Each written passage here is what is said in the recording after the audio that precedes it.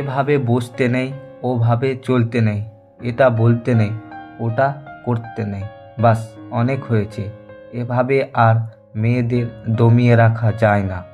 দেওয়ালে পিঠ থেকে গেলে তো বিড়ালও ও বাঘ হয়ে যায়। আর আমরা তো মানুষ, যুগ যুগ ধরে অত্যাচার সহ্য করে। এবার আমরাও ঘুরে দাঁড়িয়েছি।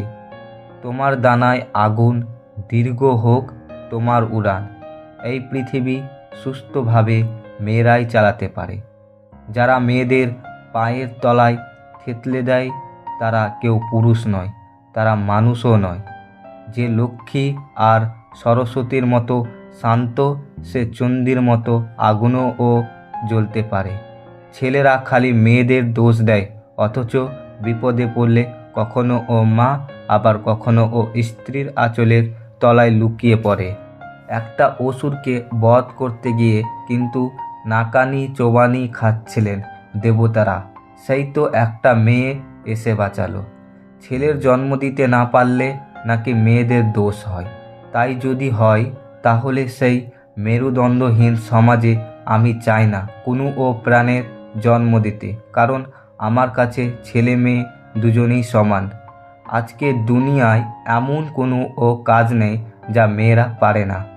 আমি যদি আত্মরক্ষার জন্য কারাতে শিখি, তাহলে তোমাকেও সহবত শিখতে হবে। 18 পা দিলেই বিয়ের চিন্তা না করে বাবা মায়ের উচিত মেয়েদের যোগ্য করে তোলা। তোমার শরীর নয়, যেদিন সবাই তোমার মন বুঝবে সেদিনই হবে যথার্থ নারী দিবস। বিকশিত হোক তোমার মন।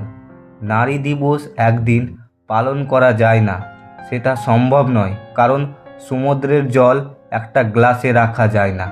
আগে নিজের বাড়িতে নিজের মা ও বোনকে একজন মানুষ হওয়ার সম্মান দিন, তারপর বাইরে বেরিয়ে বাকি মেয়েদের দিকে তাকাবেন।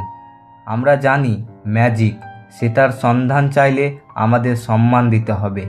আমি বলতে চাই না যে সামনের জন্মে আমি মেয়ে হতে চাই না, বরং এটাই বলতে চাই যে যতবার জন্মায় যেন মেয়ে হয়েই জন্মায়।